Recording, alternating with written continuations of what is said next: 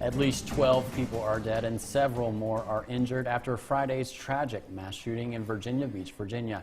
Good evening and thank you for joining us. I'm Cash Matlock. And I'm Riley Livingston. New details are beginning to emerge, but investigators are still working to determine exactly what happened and why. Steve Nannis has the latest details.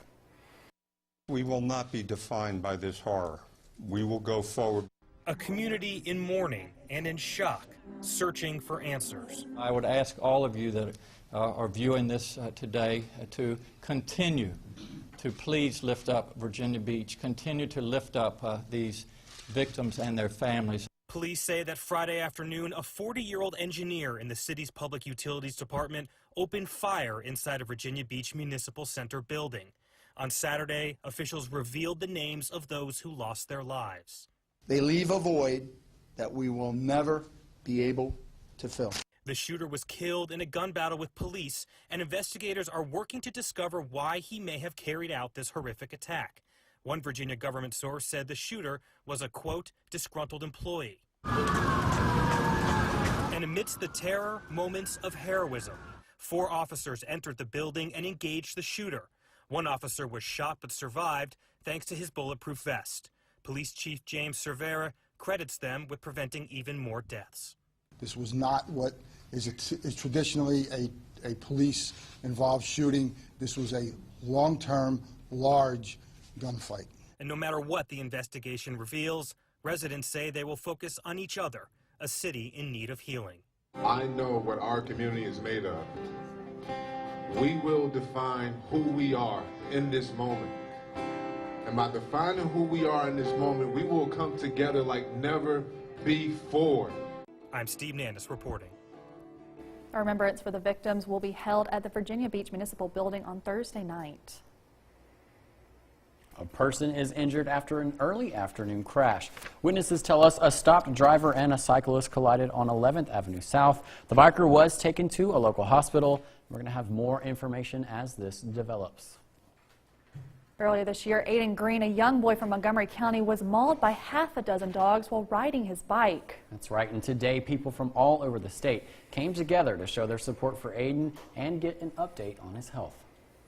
Eddie Britt is not related to Aiden Green, nor did he know him very well before the accident. However, when he heard about a young boy being attacked by a pack of dogs, he knew he had to help. The Lord just laid on my heart to do a fundraiser, and like I said, we was thinking something small, but it got bigger. And here we are at the Montgomery County Coliseum. Britt says Aiden's story struck a chord with him. I have children of my own, and you know, I just never want to just experience this. So, you know, as a parent, you know, you try to help all you can to help, because I think we all need to come together to support our community. And plus, parents ought to, you know, help like what they're doing here today. Today's fundraising event featured a little bit of everything: auctions, horse rides, live music, and various other vendors. Coordinators say the event has gone beyond their original expectations. Well, just showing that he does have people supporting him and love him and care for him, you know, just to let him know that, hey, we are here for him.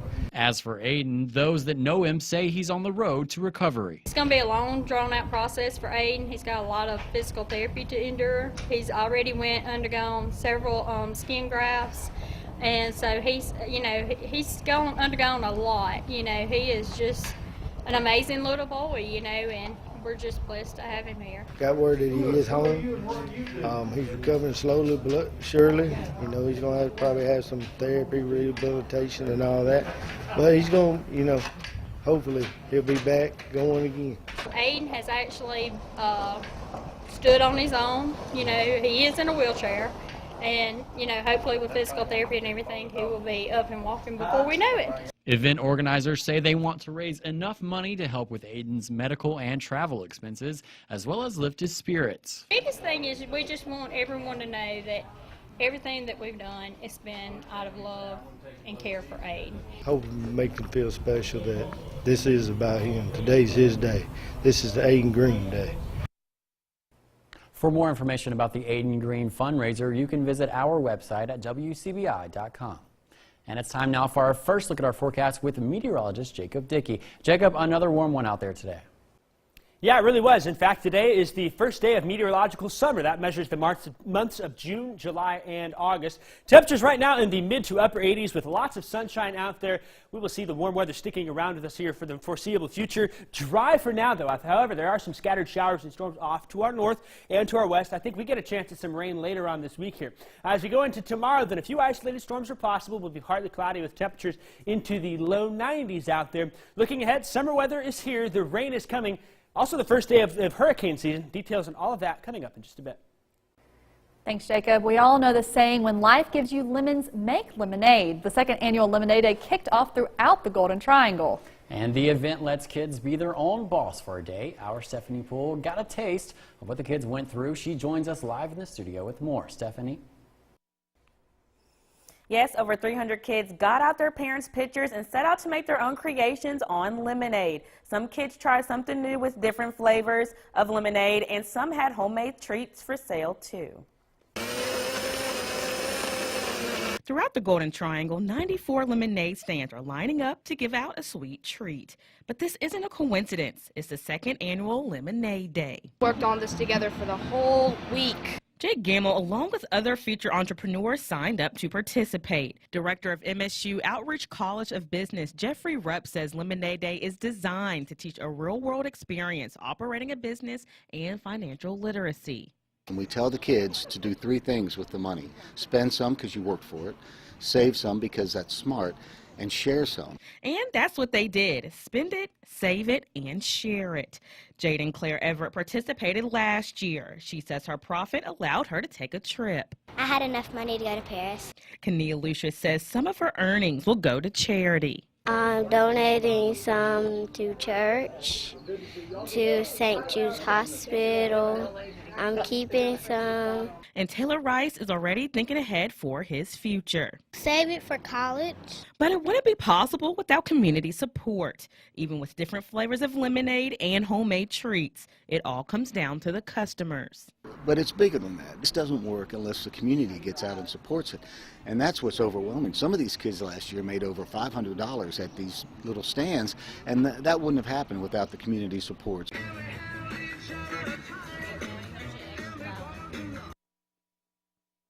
Last year, Lemonade Day was only in Starkville. This year, expanded its reach and covered the entire Golden Triangle.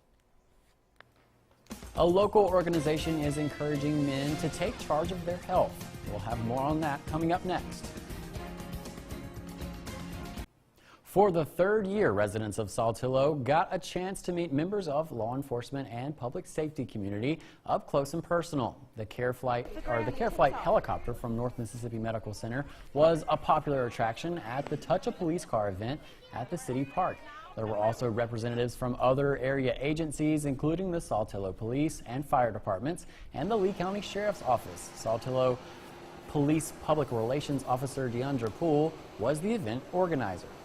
Well, we wanted to create the kind of event that bridged the gap between law enforcement and our community. Oftentimes we deal with them on the criminal side, and so we wanted to create an event where they can get up close and personal with us in a relaxed environment and understand that we're not just here to lock up bad guys, but we're also here to protect them and encourage them as well. Well, Poole says in the first year, 700 people showed up, and that increased to 3,000 last year. He says they expect to shatter the attendance record this year. He says the event also gives young children the chance to see if they would like to become public service officers themselves when they grow up. Men are sometimes stubborn when it comes to taking care of their health, so today's event in Tupelo was designed to encourage men to be serious about early detection and screening. WCBI's Chad Groening has the story. They ran or walked. This man rode his bike, and some worked on the stationary bike. It was all part of the Men's Health Awareness Walk Run at Tupelo's Robbins Field, sponsored by Wear It Well. Wear It Well is an organization that was established to enhance lives by renewing the mind, body, and soul of individuals facing difficulties, cancer, or life-altering experiences. It includes men, women, and children, regardless of race, color, or creed. Davis Holland says this event was important, considering how poor health statistics are in the Magnolia State. Yeah, compared to the national average, you know, we all know Mississippi as a whole, we kind of lack in the fitness and health area. So Tupelo is lacking somewhat. Most of the contributing factors is the way we eat. You know, we were raised to eat, you know, pork and all these unhealthy and greasy foods because that's what we were accustomed to, you know, from way back. But that's the most rampant one, I would say, is the food. Stationary bikes have been a popular way to stay fit for years, and Vince McNary, owner of Pedal Life Cycles, says there are advantages to riding an indoor cycle to get in shape. Indoor cycling, you're led, it's like an aerobic class. You're led by an instructor, which rides at the front of the class, and they give you different commands on how to ride a bike to gain maximum cardio and burn maximum calories. So on a regular bike, you're relying on yourself and the terrain that you're riding on to give you that that burn. In our studio, we have this knob on our bike where we can engage, turn up the tension so it feels more like you're going up a hill or up a slope or an incline, which allows you to push harder, work harder, and burn more calories as well. And this weekend's event also gave participants the chance to have their vital signs checked. Registered nurse Bridget Herford Allen says men need to understand how important it is to monitor things like blood pressure and their prostate.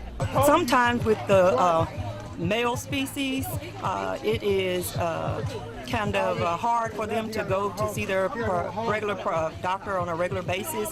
So we are here to help promote that and to let them know the benefit of early detection of medical issues. Are you saying that the men are stubborn and just don't want to go to the doctor? Is that what you're saying? That's it in a nutshell. These men at least know their numbers. Chad Groening, WCBI News, Tupelo.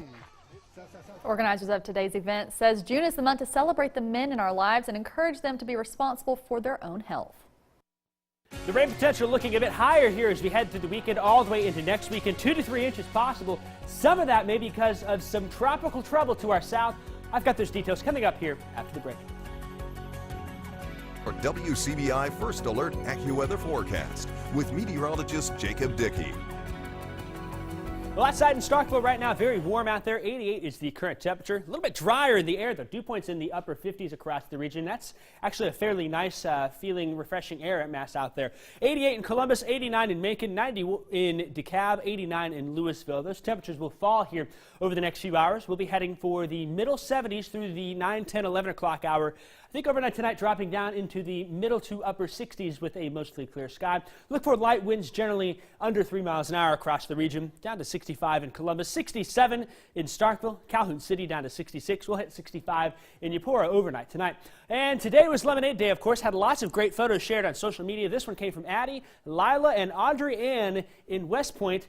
Another good day for lemonade on Sunday as well. However, we will have a chance for a few scattered storms in the afternoon in some spots. Look for northwest winds between 2 and 7 miles an hour out there. Futurecast has much of the night and the day on Sunday dry, but by 3 o'clock here, notice a few isolated showers across the middle part of our region. Some better chances for scattered storms off to our north and to our west. Those will slide in our direction here by 8 o'clock. Maybe we see a few pop-up storms still in the area, but once that sun goes down, I don't expect them to last too much longer. Maybe by midnight we'll call things all dry. Still, though, many of us are staying dry on Sunday through much of the day. I think we'll get up to 91 in Tupelo and in Houston, 90 in Pontotoc. If we get those scattered showers and storms, this is the best area to see that. Can't rule out a few isolated showers into the Golden Triangle and Point South. 93 in Columbus, 94 in Macon, 92 in Ackerman and in Eupora. West Alabama also warm there too. 93 in Aliceville, 91 in Vernon and in Solent. Hamilton all the way up to 90 on Sunday afternoon. Now here's high pressure. It's going to quickly erode away. A cold front comes through tomorrow. That's going to cool us off a little bit on Monday. Does not last long though. That boundary erodes away. High pressure here sends a lot of Gulf moisture in our direction. Could see some heavier rainfall across the region over the next 7 days. Much of that the middle part of the week on into next weekend. Looks like it's suggesting 2 to 3 inches of rain. The wild card that is there, today is the first day of hurricane season. We already have a tropical wave, Invest 91L in the Bay of Campeche here south of the Gulf of Mexico. That may bring a surge of Gulf moisture up middle to later parts of this coming week across the south. Still some uncertainty, but it seems like if it does organize into a tropical depression or even a tropical storm, it would be named Barry and head into the Mexico coast. The leftover moisture, though, may help us with some of those rainfall, see some rain across the area here. Notice Wednesday, Thursday, especially into Friday and Saturday, scattered to numerous showers and storms are expected. May also only see some mid to upper 80s next weekend. The NCAA regionals continue on for State and Ole Miss. Previews on today's matchup are coming up next in sports. WCBI sports coverage of the NCAA Baseball Regionals is brought to you in part by Columbus Orthopedic Clinic and Outpatient Center. Bank First, a better way to bank. and visit Columbus, the city that has it all. Ole Miss with a hot start in the Oxford Regional, courtesy of even hotter bats. But unfortunately, due to the late game, we could not show the dominant victory for the Rebels. So before today's matchup, let's just see how Ole Miss got it done on day one. Let's head to the highlights. Ole Miss hosting its second consecutive regional in Oxford, taking on Jacksonville State in the game opener. Things get going in the first. Bases loaded, and the big Zabowski knocks an RBI single into left field. That sends Thomas Dillard home for a tie ball game at 1. Ryan Olenek is going to be next up to bat. He gets this one to go into left field, and the Gamecocks are able to pull out the double play, but Kessinger will make it home to take the lead 2-1 for the Rebels. And then we head into the bottom of the second inning. Will Etheridge on the mound for the Rebels gets his second K of the inning. He finished with 20 consecutive outs through his 7 innings pitching. And then in the third inning, Kessinger on first base. Tyler Keenan takes this one for a ride. Some fan has taken home a very special baseball, and Ole Miss takes 2 runners into home as well. Ole Miss with a 3-run lead at this point in the game. And if you like home runs, well, then here is another one. Bottom of the 5th inning, Anthony Servideo is going to deliver another 2-run home run for the Rebels.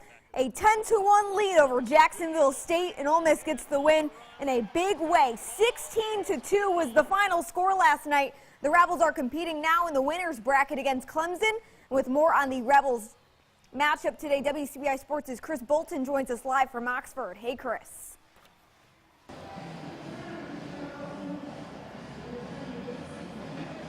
Courtney, the Rebs had everything clicking yesterday, whether it was base hits, home runs, and they need that energy to continue tonight as they're taking on Clemson. Now, just hearing the crowd now, sound like the Rebs just hit another home run, so I think they're turning up on Clemson. Now, a couple players to keep watch for on the Tigers. You have Bird and Wilkie. Both players are batting above 300 for the Tigers, and both of them had 3 RBIs each in yesterday's win over Illinois. Now, for the Rebs, on the mound for them is pitcher Doug Nikhazy. He's a freshman, lefty. He has great stuff, and he's had a great season. But we'll see if he can live up to the moment, as this is a big stage in regional play. Now, we'll have the very latest tonight on WCBI Sports at 10 o'clock. And also, if you're not able to watch the game, there ain't no problem. It's all good. I'll be giving Twitter updates throughout the game. But for now, reporting in Oxford, Chris Bolton, WCBI Sports. Well, thank you, Chris, for that update. But over in Starkville at Dudy Noble Field, Mississippi State with a dominant performance for Game 1 of its regional to Southern on Friday. The Bulldogs topped their opponents 11-6, but with Ethan Small dealing with some arm soreness, ran through 4 pitchers. So naturally, today's game against Central Michigan presents plenty of new challenges to work through. WCBI Sports' Tom Ebel reports from Stark Vegas with the preview of the upcoming matchup. Courtney, winners bracket baseball is underway here at Dudy Noble Field. Mississippi State taking on the red-hot Central Michigan Chippewas. The Chippewas advancing to the winners bracket thanks to a 6-5 win yesterday against Miami. And that makes it 19 straight wins for Central Michigan. But they have a tall task taking on the SEC Pitcher of the Year, Ethan Small. He's on the hill for Mississippi State tonight. A lot on the line. Mississippi State will look to advance 2-0 to the winners bracket tomorrow, but depending on what happens in this one, Miami advancing to Sunday, eliminating Southern with a 12-2 win earlier today. So they'll face the loser of this one, Mississippi State and Central Michigan. We'll see how everything unfolds for a Sunday here of baseball in Starkville. We'll keep you up with the latest here at Dudy Noble Field coming up at 10 right here on WCBI Sports. But for now, reporting here in Starkville, Tom Ebel for WCBI Sports. Courtney, will send it back to you in Columbus. Thank you, Tom. And currently the latest, State is leading Central Michigan 2-0 in the top of the first inning. That's it for sports. The last look at your weather is coming up after the break. Stay with us. Call it a dream come true for a young man in need. He wants to be a police officer when he grows up, and the Birmingham Police Department made it happen, well, at least for a day. Gunnar Herndon was diagnosed with cystic fibrosis when he was just over a week old, and now the police department wanted to show him that they care about him and know that he can one day join the force too. They brought Gunnar a gift basket and named him a Birmingham Officer for the Day. Gunner has aspired to be a cop from the moment that he could start talking. From the small little vehicles that you buy, kiddos, all the way up to Halloween, everything, eat, sleep, and breathe black and blue. I mean, he wants to be a cop. The Birmingham police officers who surprised Gunner said their end goal is to help every child in Birmingham that's in need. I tell you, that's really cool. And today, all the little lemonade sellers out there today, great day for that. A lot of heat out there. More heat and humidity. The temperatures are varying a little bit. Scattered showers and storms on the increase. Of course, we've got the details online at WCBI.com. Got it. So we get a little bit of rain I saw in there too. Fingers crossed. We actually need that. Yes. Well, we hope everyone has a great night, and we'll see you back here at 10.